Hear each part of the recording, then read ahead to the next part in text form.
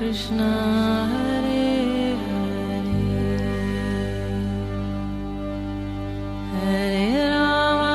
हरे राम राम राम हरे हरे।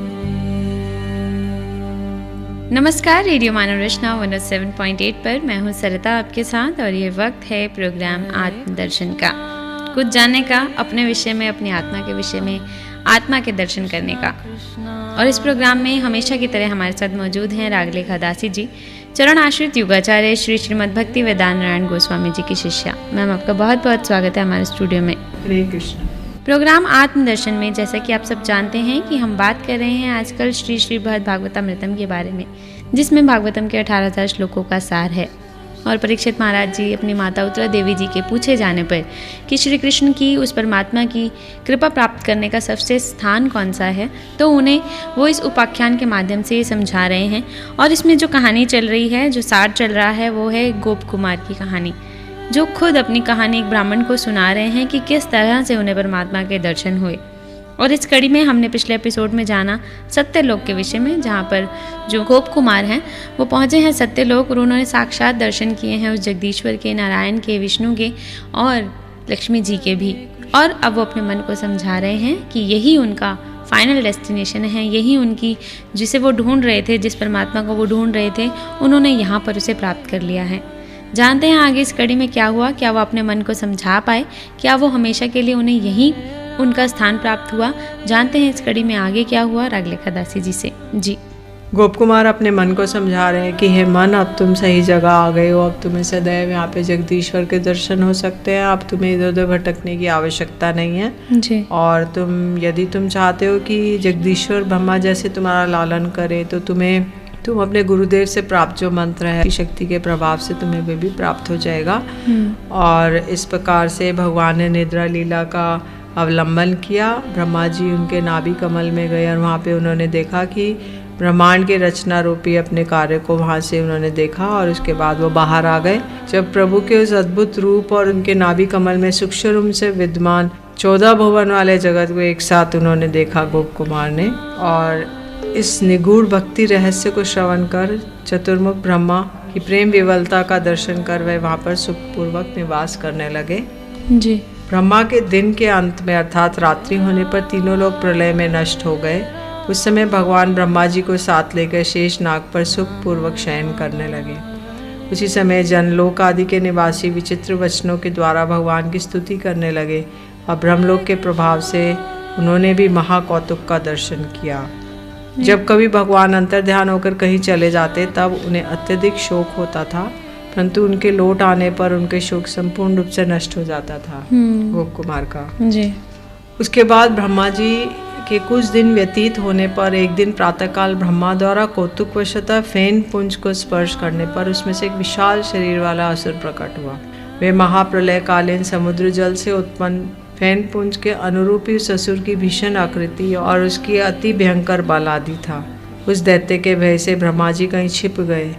यद्यपि भगवान ने उस दैत्य का वध कर दिया, तथापि भय से आक्रांत ब्रह्मा जी अपने स्थान पर लौटे नहीं। अंत में प्रभु ने ही उन्हें ब्रह्मा पद पे नियुक्त कर दिया। तो अब वो चाहते थे ब्रह्मा जी जैसे मेरा लालन हो, तो मंत्र जप किया। अच्छा। तो ब्रह्मा जी कहीं गायब हो गए। एक असुर आया, असुर के डर से ब्रह्मा जी कहीं चले गए और भगवान ने उनको कहा तुम ब्रह्मा जी के पद पे नियुक्त हो जाओ। तो वो ब्रह्मा जी जैसा लालन पालन उनको प्राप्त करना था। तब परमेष्ठी पद प्राप्त करके, मतलब सर्वोच्च पद प्राप्त करके भगवान की भक्ति की वृद्धि करने के लिए वैष्णवों की ही सृष्टि की गोप कुमार ने और समस्त अधिकारों अर्थात प्रजापति, इंद्र आदि पदों पर वैष्णवों को ही नियुक्त कर दिया। तो उनमें वो सारी शक्तियाँ भी आ गई ब्रह्मा जी की। जी। तो भगवान ने उनको नियुक्त कर, क्योंकि वो मंत्र जप करते थे तो सारी वो आ गए। जब इंद्र भी बने, सब कुछ बने थे वो, तो अब ब्रह्मा जी भी बन गए। जी। तो उन्होंने वैष्णवों को ही प्रजापति, इंद्र, चंद्र, सूर्य आदि पदों पे नियुक्त किया। जहाँ तहाँ बड़े बड़े अश्वमेध आदि महायज्ञों के अनुष्ठान द्वारा उन्होंने भगवान का पूजन करवाया, जिससे समस्त ब्रह्मांड आनंद से परिपूर्ण हो गया। जी। परमेश्वरी पद अर्थात ब्रह्मा जी के पद पर आरूढ़ रहने के कारण समस्त वेद, यज्ञ, पुराण, इतिहास, तंत्र, तीर्थ वहाँ मूर्तिमान रूप में धारण करके उनकी सेवा में उपस्थित रहते थे और बड़े बड़े महर्षि और ब्रह्म ऋषि बहुत प्रकार से उनकी स्तुति करते थे। परमेश्वर के कारण महामद को उत्पन्न करने वाली सुविधाओं से परिपूर्ण था, इसलिए उन्होंने स्वाभाविक अकिंचनता को नहीं छोड़ा, किंतु ब्रह्मा पद के कार्य समुद्र के समान विपुल थे। उन कार्य रूप समुद्र की तरंगों में फंसकर उन्होंने पहले की भांति भगवत भक्ति के सुख का अनुभव नहीं कर पाते थे, इसलिए उनका मन चिंता से आतुर रहने लगा। अब क्योंकि ब्रह्मा जी का विराट पद है तो सब कुछ मैनेज करना है सारी सृष्टि को, तो अब वो पहले की भांति जैसे अपना निर्जन में भजन सुख करते थे, भक्ति करते थे, वो नहीं कर पा रहे थे। मंत्र जाप से जी अब उनका मंत्र बड़ा उद्विग्न रहने लगा। जी ब्रह्मा पद के आवश्यक कर्तव्य के पालन में ही मन सर्वदा व्याप्त रहता है, इसलिए भक्ति सुख में विघ्न होता था। उनकी आयु 2 अपराध काल तक है, ऐसा सुनकर भी काल के प्रभाव से भयभीत हो जाते वो गोप कुमार, और काल भय को दूर करने के लिए अपना मंत्र जप करते, किंतु मंत्र जप के समय इसी वृंदावन भूमि के स्मरण हेतु हृदय विरह दुख से पीड़ित हो जाता। किंतु श्री जगदीश उनको पुत्र के समान लालन करते थे, इसलिए उन्हें महासुख अनुभव करते और फलस्वरूप उनके चित्त की शुद्धता भी दूर हो जाती। वे जगदीश के अत्यंत निकट रहते थे और पिता बुद्धि से उनकी सेवा करते थे। कभी कभी उनके सेवा के द्वारा अपराध घटित होने पर दयालु प्रभु उनके सब अपराधों को क्षमा कर देते थे। एक बार उस सत्यलोक के निवासी किसी एक मुक्ति प्राप्त जीव की प्रशंसा कर रहे थे, तो उन्होंने उनके मुख से उस जीव की यथार्थ प्रशंसा सुनकर अद्भुत कौतुकवशतः उनसे पूछा कि मुक्ति क्या होती है। अब सत्यलोक में कोई मुक्ति, सत्यलोक को भी पार करके और विरजा को पार करके मुक्ति धाम की कोई जीव जा रहा था, तो अब गोप कुमार को कौतूहल हो गया कि ये मुक्ति क्या होती है, क्योंकि अब इससे भी कोई श्रेष्ठ वस्तु उन्हें दिखाई देने लगी। जी। तो उन ब्रह्म ऋषियों ने उनको मुक्ति के परम उत्कर्ष और दुर्लभता के विषय में बताया। ये सुनकर उन्होंने मुक्ति प्राप्त की इच्छा से ब्रह्मलोकवासी सर्वज्ञ मूर्तिधारी वेद आदि से मुक्ति प्राप्त करने का उपाय पूछा। तो जो वहाँ पे वेद थे वो मूर्तिमान हो गए थे, मतलब वो पूरे साक्षात आ गए थे। तो उनसे पूछा कि भाई ये मुक्ति कैसे प्राप्त की जा सकती है। अच्छा। तो जो देवी रूप में विराजमान बहुत से उपनिषदों ने, श्रुति और स्मृतियों ने सहित मिलकर एक स्वर में कहा कि एकमात्र ज्ञान के द्वारा ही मुक्ति प्राप्त होती है। तो जो उपनिषद थे और वेद थे, स्मृतियां थी, उन सब ने एक स्वर में कहा कि ज्ञान मार्ग के द्वारा मुक्ति प्राप्त होती है। जी।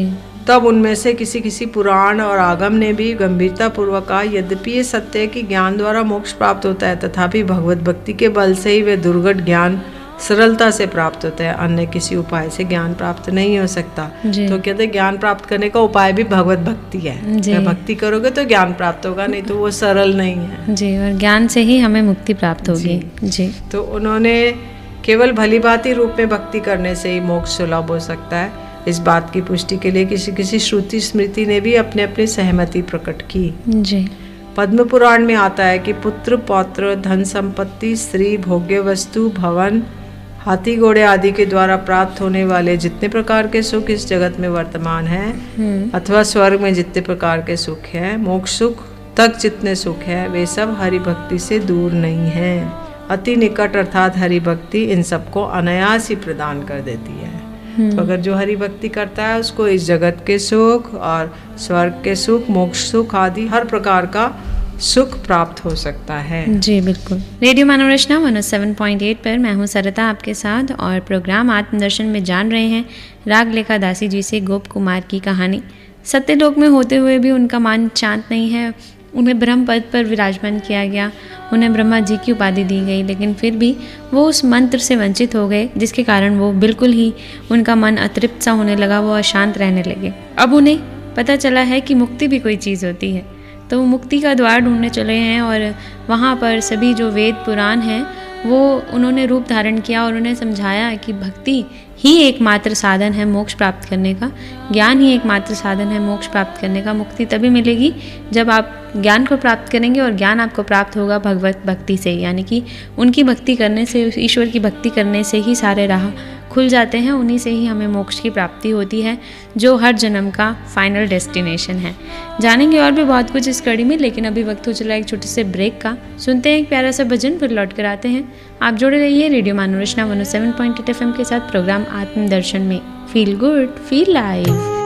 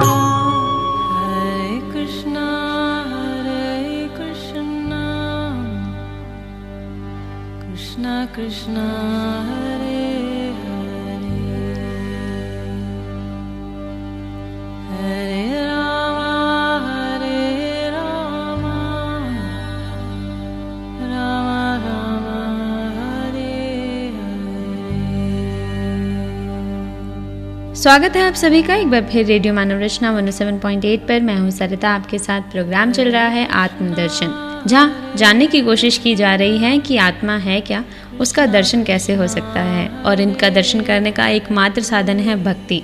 भगवत भक्ति के द्वारा ही इस ज्ञान को प्राप्त किया जा सकता है। और यहाँ पर गोप कुमार की कहानी भी यही दर्शा रही है।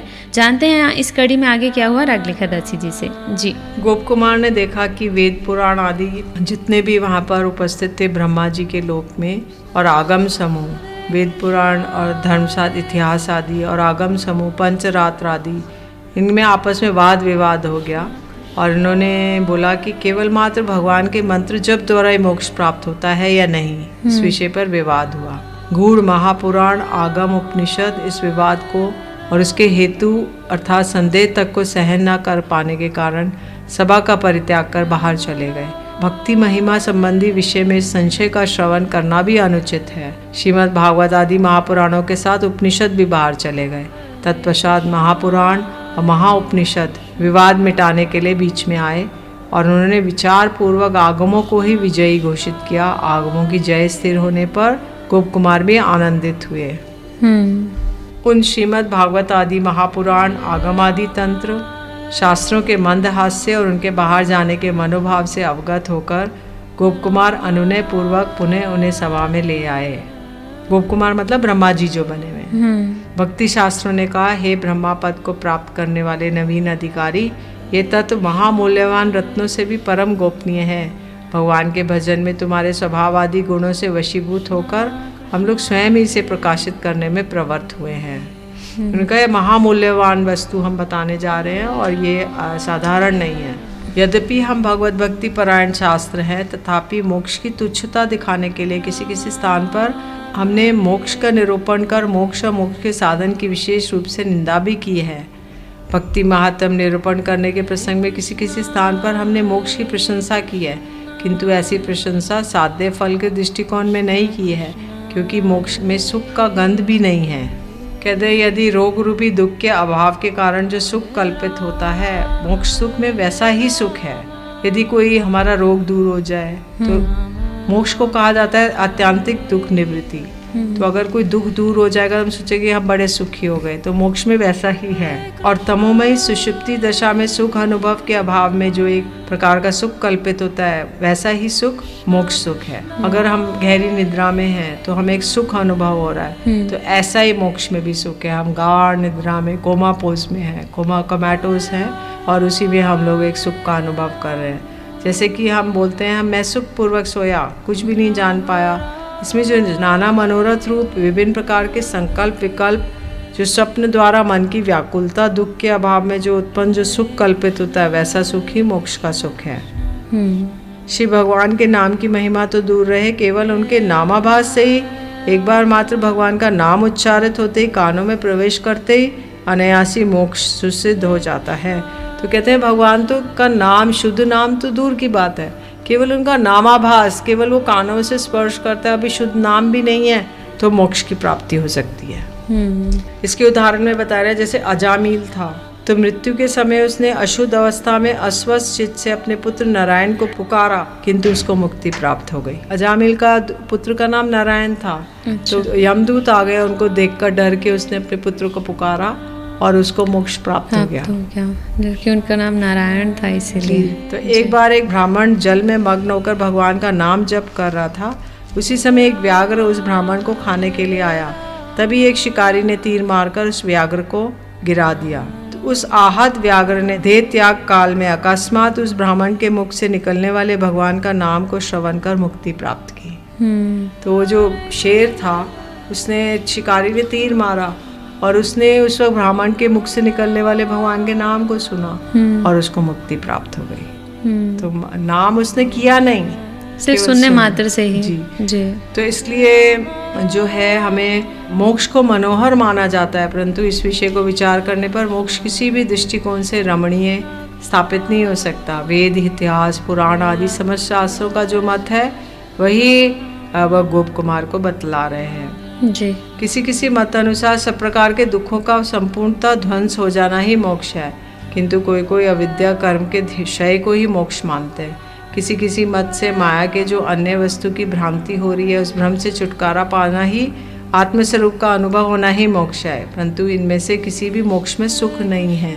कभी कभी कहते हैं कि कोई दुखों की निवृत्ति हो जाना मोक्ष है, कभी कभी कहते हैं कि किसी भ्रम से हमें माया जो है इससे छुटकारा पा जाएंगे तो ही मोक्ष है। किंतु इसमें से कोई भी मोक्ष में सुख नहीं है। तो ऐसा कहा जाता है कि जीव स्वरूप के ज्ञान सच्चिदानंद वस्तु के दर्शन से अति अल्प सुख ही प्राप्त होता है, किंतु सच्चिदानंद घन भगवान के चरण कमलों में साक्षात अनुभव से सागर के समान जो अपार भक्ति सुख उदित होता है, उसकी तुलना में मोक्ष सुख बिंदु के समान ही है।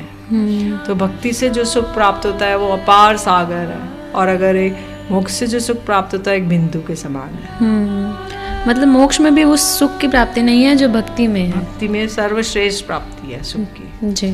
इसलिए भगवान के जो चरण कमल हैं वो मिश्री के पिंड के समान सुख स्वरूप और सुख के आधार है, किंतु भ्रम केवल सुख मात्र है, सुख के आधार नहीं।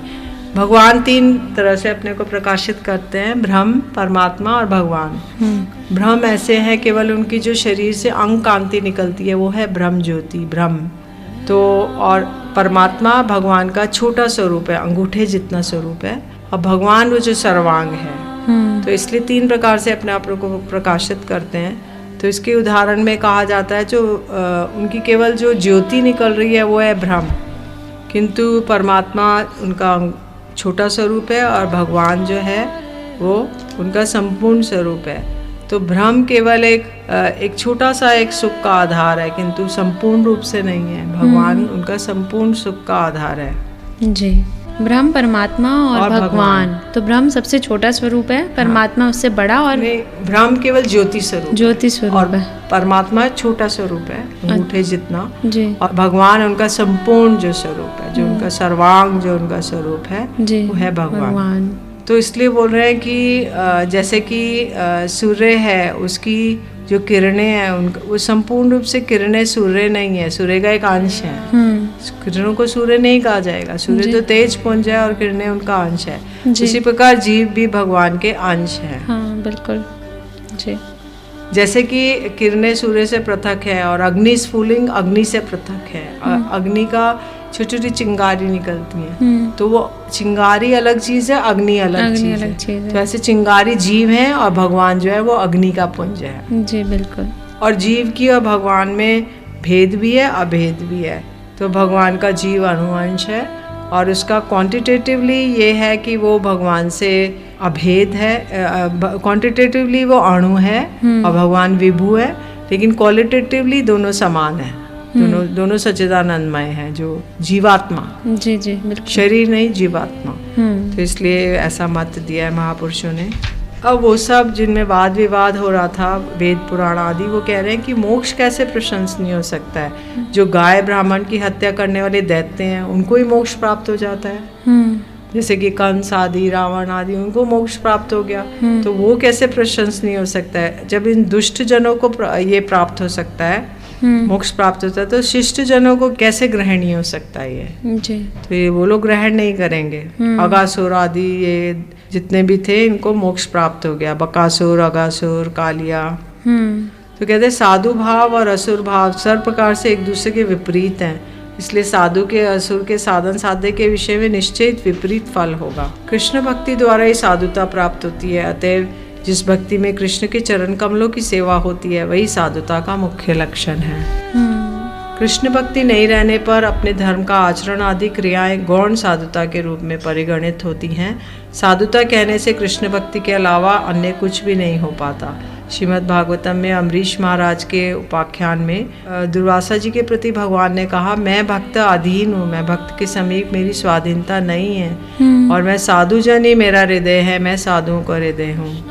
वह भक्ति कर्म ज्ञान वैराग्य आदि पर निर्भर नहीं करती है, क्योंकि इसलिए जो कर्म ज्ञान आदि की आकांक्षा करते हैं उनकी भक्ति कभी भी सिद्ध नहीं होती। क्योंकि शुद्ध भक्ति की परिभाषा है कि ज्ञान कर्म आदि अनावृतम, कि ज्ञान कर्म से रहित हो। और जो कृष्ण भक्ति की आकांक्षा करते हैं वे कृष्ण कृपा के बल से उसे भक्ति को प्राप्त कर लेते हैं। मतलब जिस भक्ति में कोई कामना नहीं है, जो बिल्कुल निस्वार्थ भक्ति है, अन्य अभिलाषिता शून्यम, कोई भी अभिलाषा नहीं है भगवान की सेवा के अतिरिक्त। तन मन वचन भाव से हम भगवान की सेवा करेंगे। अनुकूलेन कृष्ण अनुशीलनम, उनको भगवान को प्रसन्न करेंगे, उनके प्रसन्नता से ही प्रसन्न होंगे और उनकी सब प्रकार से सेवा करेंगे जी। तो वो है शुद्ध भक्ति। तो अंत में वो कह रहे हैं, हे गोप कुमार, यदि तुम मोक्ष की तुच्छता को अनुभव करना चाहते हो और विशुद्ध भगवत भक्ति का निष्ठा रूपी संपत्ति प्राप्त करना चाहते हो तो अपने इस मंत्र का परम अनुराग के साथ जप करो और इस महागूढ़ रहस्य को श्रवण करके हृदय में धारण करो। जी। रेडियो मानवरचना 107.8 पर मैं हूँ सरिता, आपके साथ प्रोग्राम चल रहा है आत्मदर्शन और गोप कुमार की कहानी हम जान रहे हैं श्री श्रीमद् भागवतमृतम के इस उपाख्यान में। मोक्ष प्राप्ति का सबश्रेष्ठ साधन जो है वह केवल और केवल भक्ति है और निस्वार्थ भक्ति है, जिसमें सिर्फ भक्ति के अलावा, उस प्रभु की सेवा के अलावा और कोई तुम्हारा स्वार्थ ना हो। वही निस्वार्थ भक्ति आपको मोक्ष का मार्ग दिखाती है, मुक्ति का मार्ग दिखाती है। गोप कुमार की इस कहानी में आगे क्या हुआ जानेंगे, लेकिन अपने अगले एपिसोड में, क्योंकि अभी वक्त हो चला है हमारे यहाँ से जाने का। अगले खदासी जी, आपका बहुत बहुत शुक्रिया हमारे स्टूडियो में आने के लिए और इतनी ज्ञानवर्धक बातें हमसे शेयर करने के लिए। हरे कृष्ण। अगले एपिसोड में फिर आपसे मुलाकात होगी, जानेंगे मोक्ष प्राप्ति के बारे में, तप के विषय में और इस गोप कुमार की कहानी में आगे क्या हुआ, लेकिन अपने अगले एपिसोड में। अभी के लिए मुझे दीजिए इजाज़त और सुनते रहिए रेडियो मानवरचना 107.8 FM पर आने वाले और भी प्रोग्राम्स को। Feel good, feel live.